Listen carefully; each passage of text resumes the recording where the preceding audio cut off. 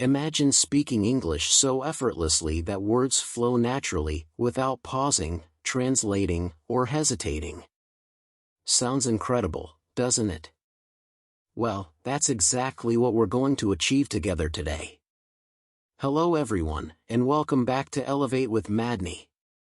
I hope you're all doing well and are as excited as I am to dive into today's lesson. If you've ever dreamed of speaking English fluently, confidently, and naturally, you're in the right place.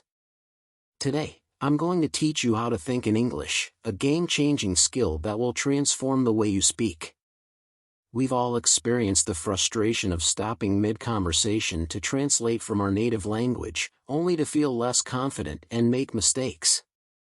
But what if you could skip the translation process entirely and think directly in English? The good news? It's absolutely possible. By following 4 simple yet powerful stages, you can train your brain to think in English and unlock a new level of fluency. Before we begin, if you haven't already, make sure to subscribe to Elevate with Madney. This way, you'll never miss a lesson designed to help you speak English with ease and confidence. Now, let's dive into today's lesson, how to think in English. Stage 1, think in verbs, the power of action words. The first step in thinking in English is to focus on verbs, the action words that describe what's happening around you. Why start with verbs? Because action is everywhere, and by identifying it in English, you'll begin forming sentences in your mind more naturally. Let's take an example. Imagine you're strolling through Central Park in New York City. You see people jogging, couples chatting, a dog chasing a ball, and someone feeding pigeons. These actions, run, talk, chase, feed, are all verbs. This practice isn't limited to bustling cities. Whether you're waiting at a bus stop in London, sitting in a cafe in Paris, or walking through a quiet park, there are always actions to observe. Even at home, you can practice by imagining scenarios or looking at pictures. For instance, if you see a photo of a family picnic, what actions come to mind? Eating, playing, laughing, these are all verbs you can think about in English. Pro tip: dedicate 5 to 10 minutes daily to observing and naming actions in English.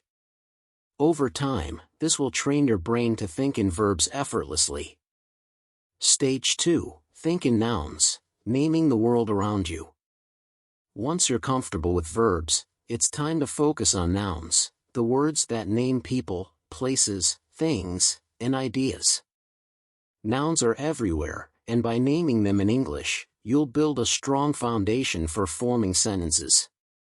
Let's say you're visiting the Sydney Opera House. As you look around, you see the iconic building, the harbor, tourists, a boat, and seagulls. Each of these, building, harbor, tourists, boat, seagulls, is a noun. This practice works anywhere.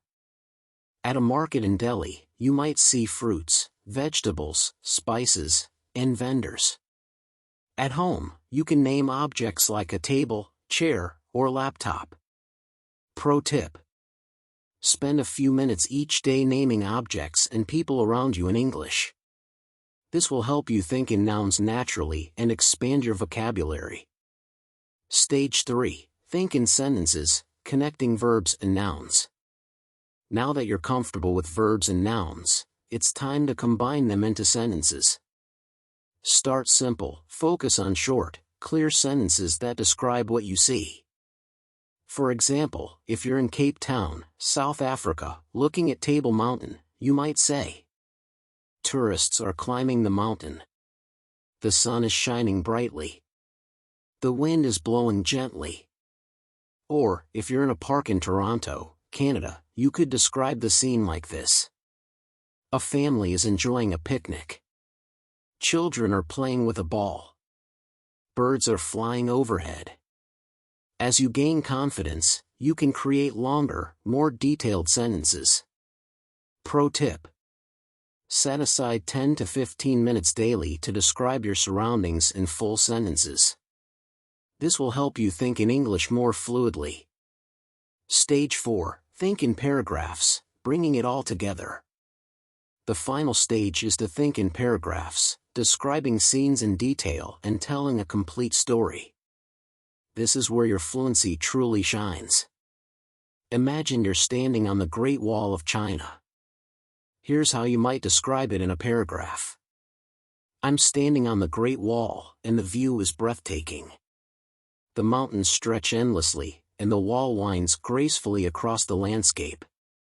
Tourists are everywhere, some taking photos, others marveling at the history. I can hear a mix of languages and feel a cool breeze brushing against my face. The ancient stone steps beneath my feet tell stories of centuries past. By practicing this, you'll train your brain to think in English continuously and vividly. Pro tip: at the end of each day, describe your experiences in a paragraph. Start from the moment you woke up and recount everything you did.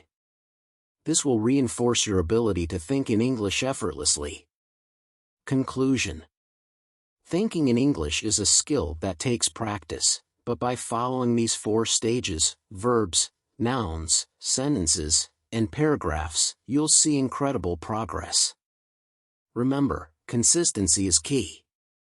The more you practice, the more natural it will feel. Thank you for joining today's lesson. If you found this helpful, don't forget to like, share, and subscribe to Elevate with Madney for more tips and lessons. Until next time, happy learning.